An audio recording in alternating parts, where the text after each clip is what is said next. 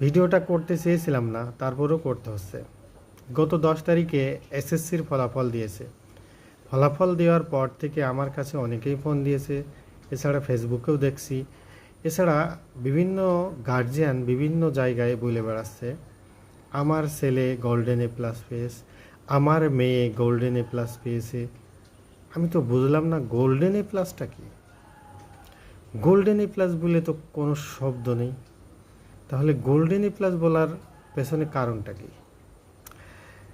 আসলে আমাদের দেশের কিছু ব্যক্তিবর্গ আছে যারা গোল্ডেন বলে এ প্লাসকে চালিয়ে দেয়, অর্থাৎ যারা সবগুলো সাবজেক্টে প্লাস পায় সেইগুলোকে গোল্ডেন বলে চালিয়ে দেয়।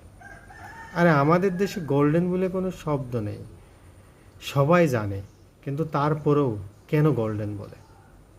5 পয়েন্ট, 5 পয়েন্ট এর উপরে তো কোনো রেজাল্ট হয় না। 5 পয়েন্ট মানেই তো এ প্লাস, আর এ প্লাস মানে কি গোল্ডেন এ প্লাস? সবগুলো সাবজেক্টে এ প্লাস পেয়েছে এই বলে কি গোল্ডেন এ প্লাস? না, এই ভ্রান্ত ধারণা থেকে আমাদের বেরিয়ে আসতে হবে। গোল্ডেন এ প্লাস যদি হতে পারে তাহলে তো প্লাটিনাম এ প্লাসও হতে পারে, ডায়মন্ড এ প্লাস হতে পারে, পারে না? আসলে এই ভ্রান্ত ধারণা অনেকের মনে গেঁথে আছে। এই ভ্রান্ত ধারণা থেকে আমাদের বেরিয়ে আসতে হবে। গোল্ডেন এ প্লাস বলে কোনো শব্দ হয় না। এ প্লাস, জাস্ট এ প্লাস। ওকে, সবাই ভালো থাকবেন।